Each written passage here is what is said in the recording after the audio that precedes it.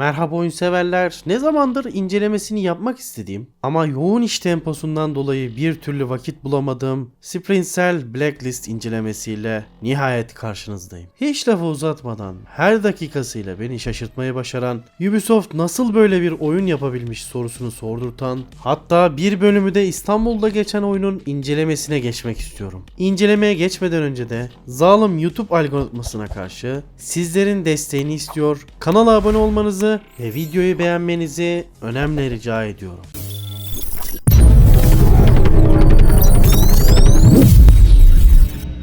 Hemen hikayesini bir ele alalım. Ana karakterimiz Sam Fisher. Özel bir askeri ekibin en önemli ismidir. Bu ekibin asıl görevi her zamanki gibi burnu boktan kurtulmayan Yüce Amerika'nın güvenliğini sağlamak.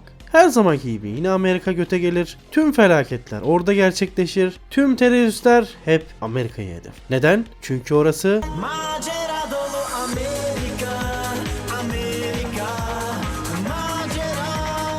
bu sefer kendilerine engineers yani mühendisler diyen bir grup güya terörist Amerika'yı tehdit eder. Ulan Amerika'dan daha büyük bir terörist mi var diyeceğim, yine mesaj veriyor diyecekler. Konumuza gelirsek bu mühendisler der ki dünya üzerinde kaç tane ülkede askeriniz varsa hepsini geri çekeceksiniz. Yoksa elimizde büyük bir liste var. Her hafta birinizi atlarız diyorlar.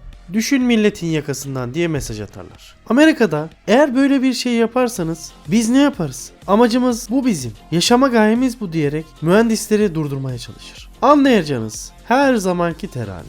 Klasikleşmiş klişelerin neredeyse hepsi mevcut. Buna takıldın mı dersiniz? Tabii ki hayır. Zira böyle bir şey bekliyordum. En sonunda genel yorum yapacağım için hemen grafiklere ve atmosfere geçmek istiyorum. Dostlar, 9 yıllık bir oyundan nasıl bir grafik kalitesi beklersiniz? Bu tür eski oyunlarda hep şöyle söze gireriz. Bu da bizim klişemiz oldu maalesef. Günümüzde sırıtıyor ama döneminin başarılı grafiklerine sahipti bla bla diye devam ederiz. Ama dostlar bu oyunun grafikleri bu yıl çıkmış gibi taş gibi gözüküyor. Abarttığımı filan sanmayın ki beni bilirsiniz. Ubisoft'un iyi şeylerini bile söylerken eleştirerek söylerim. Ama bu oyunun grafiklerine laf eden taş olur. Hatta bu oyunun ilk oynadığımda yani bundan bir ay önce falan dedim bu grafikler normal değil. Acaba oyunun remaster oldu da benim mi haberim yok? Baktım ettim öyle bir şey yok. Grafikler bayağı bildiğin orijinal grafikler. Helal olsun vallahi. Atmosfer desen söz söylemeye gerek yok. Gayet güzel tasarlanmış. Her bölüm birbirinden farklı hem tasarım olarak hem dizayn olarak. Yani birbirini tekrar eden bir harita tasarımı kesinlikle söz konusu değil. Peki hiçbir sorun yok? Tabii ki var. Misal yüz animasyonları. Uzaylı gibi bakan gözler. Ruhsuz suratlar. Ama eleştiremiyorum. Zira bunu hakkıyla yapan oyun sayısı bir elin parmaklarını geçmez ki onlar da genellikle özel oyunlar oluyor. O yüzden adilane olmak gerekir. Karşımızdaki Ubisoft bile olsa. Ses ve müziklere gelecek olursak, bölüm tasarımlarıyla uyumlu müzikler, oynanışla uyumlu ses efektleriyle birleşince size sadece keyifli anların tadını çıkarmak kalıyor. Özellikle ses efektleri çok başarılı kurgulanmış. Gizlilik sekanslarında kullandığımız bölümlerde en ufak bir ses ayrıntısının atlanmaması dikkatlerden kaçmadı. Müzikler epik derecesinde değil ama oynarken atmosfere uygun olmaları benim için yeterliydi. Müzikleri de hallettiysek artık oynanışa geçelim. Zira konuşulacak çok şey var. Özellikle belirtmek isterim ki ben öyle gizlilik odaklı oyunları çok fazla sevmem. Tarzım değil. Ama daha önce de söyledim. Başarılı yapılırsa her türlü oyunu oynarım. Oynamaya çalışırım. Götün yiyorsa Dark Souls'ları oyna dediğinizi duyar gibi. Ama rica ederim yapmayın. Ayıp oluyor. O apayrı bir. Kısaca demem o ki bu serinin önceki oyunlarını oynamadım. Bundan dolayı bu oyunun serinin diğer oyunlarıyla kıyaslama yapmayacağım. Ama bildiğim bir şey var ki oyuncuların birçoğu Blacklist için gizlilik sekanslarının eskilerine göre azaltıldığı, biraz daha aksiyona yönelik değişikliklere uğradığını söylüyorlar. Bazı hardcore oyuncular bundan rahatsız olmuş olsa da benim için gayet keyifli bir oynanış olmuş. Bol miktarda silah çeşitliliği ve ekipman mevcut. Hatta bunların hepsi de hem kostümize edilebiliyor hem de geliştirilip daha etki hale getirilebiliyor. Bu da oyuna daha da bir renk katıyor. Her ne kadar oyunda bol miktarda silah olsa da şöyle ufak bir sıkıntı var. Oyunda uzun menzilli sniper tarzı şu silahı alıp geliştirdikten sonra neredeyse başka hiçbir silah kullanmanıza gerek kalmıyor diyebilirim. Hem sessiz hem etkili. Diğer silahları sırf merakımdan birkaç kere denedim, o kadar. Sonra yine pistol ve sniper'a geçtim. Bölüm tasarımları da beklediğimden çok daha iyi hazırlanmış. Oyun her ne kadar da lineer, yani düz bir çizgide ilerlese de başarılı kurgulanmış bölüm haritaları sayesinde istediğiniz yoldan gidebiliyorsunuz. Aynı yere neredeyse 2-3 farklı yoldan bitirebilirsiniz. Ve bu özellik tüm haritalar için geçerli. Böylece takıldığınız bir yol olursa alternatif yollar bakmaya başlıyorsunuz. Vuruş hissi beklediğimden iyiydi. Aksiyona girdiğinizde bundan büyük bir keyif alıyoruz. Ama hiçbir şey bu kadar güzel olmayacağından burada da ufak bir problem var ki o da oyunun aptal yapay zekası. Böylesine önemli bir oyunda yapay zekanın mallıkları gerçekten aşırı derecede göze batıyor. Ses yapıyorsunuz, sizi görmüyor. Gördüğünde ateş etmiyor. Yanındaki arkadaşı indiriyorsunuz, hiç oralı olmuyor ve bunun gibi birçok yapay zeka sıkıntıları var. Alıştık mı? Maalesef evet. Rahatsız mıyız? Kesinlikle evet. Yapacak bir şey var mı? Tabii ki hayır. Her şeye rağmen oynanış olarak kesinlikle oyuncuyu tatmin eden bir yapısı ve oynanışı var. Oynarken fazlasıyla keyif alıyoruz. Oynanışla alakalı şunu da hatırlatmak isterim. Oyunun co-op modu da mevcut. Arkadaşlarınızla beraber girip oynayabiliyorsunuz diye biliyorum. Emin konuşamıyorum çünkü deneme fırsatım olmadı. Ne yaptıysam seslendirmen arkadaşımız Uğur Bey'e oyunu bir türlü aldıramadım. Hadi bakalım. Hem benim ağzımdan hem de kendi ağzından seslendir bakalım.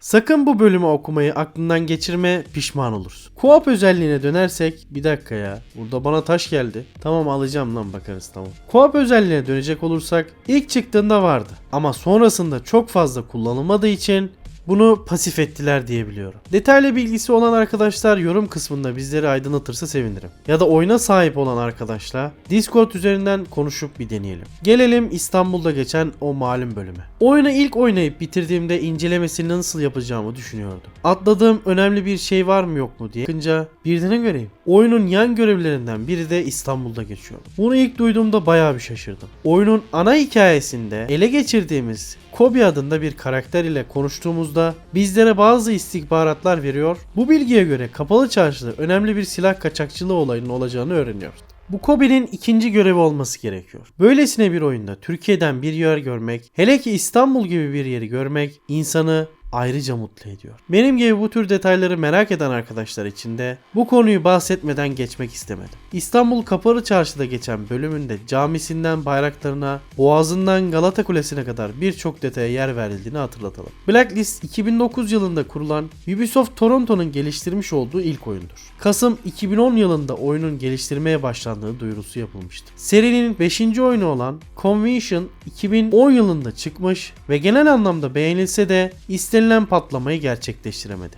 Bundan dolayı hızlıca Blacklist'in geliştirilmesine odaklandılar. Toronto ofisinin kurucusu Jade Raymond hem oyunu yeni kitlelere açmak hem de eski oyuncuları tekrardan kazanmak için oyunun tasarımını adeta iki yönlü geliştirdi. Getirmiş olduğu modlar sayesinde gizlilik hayranlarını tatmin ederken artan aksiyon temposu sayesinde de türe uzak olan oyuncuların da dikkatini çekmeyi başardı. İlk olarak E3 2002'de oyunun resmi olarak tanıtıldı. 20 Ağustos 2013 yılında da PC, PlayStation 3, Xbox 360 ve Wii U için çıkış yaptı. Çıkışının ardından çok güzel dönüşler almış olsa da maalesef Ubisoft tarafından beklenilen satış rakamlarına ulaşamadılar. Çıkışından 3 ay sonra toplamda 2 milyon kopya satan Blacklist için beklenen rakam 5 milyondu. Bu durumda serinin geleceğini maalesef zora sokmuş oldu. Malum Ubisoft sikmeyeceği tavuğa yem vermez. Yavaştan toparlayacak olursak Tommy Klein Sprint Cell Blacklist beklentilerimin çok üstünde bir oyun olmuş. Zamanında oynamadığın için de hiç de üzülmedim. Çünkü hala taş gibi.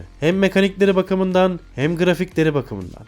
Teknik anlamda ise çok fazla konuşmadım. Ama 10 yıllık oyun olmasına rağmen hala bazı kaplama hataları, glitchler ve absürt şeyler var. Havada duran silahlar, garip şekillere giren NPC'ler gibi, ama bunların hiçbiri oyunu kıran şeyler değil.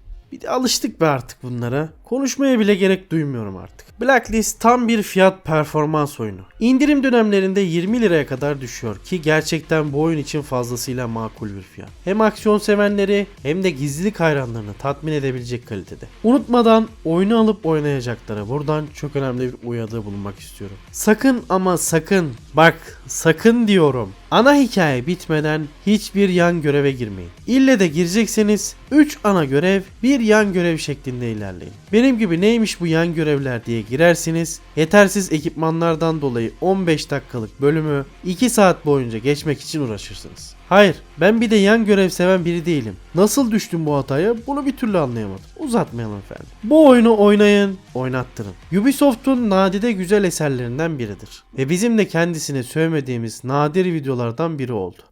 Umarım sizler de beğenmişsinizdir diyerek her zamanki hatırlatmamızı yaparak videoyu kapatalım. Hem bizleri desteklemek hem de motivasyonumuzu yükseltmek için kanala abone olmayı ve yorum yapmayı unutmayalım. Discord sunucumuza da gelirseniz iki lafın belini kırarız. Unutmayın ki oyunlar öznel bir nesnedir. Kişiden kişiye farklılık göstermesi de gayet doğaldır. Bir sonraki videoda görüşünceye kadar oyunla kalın.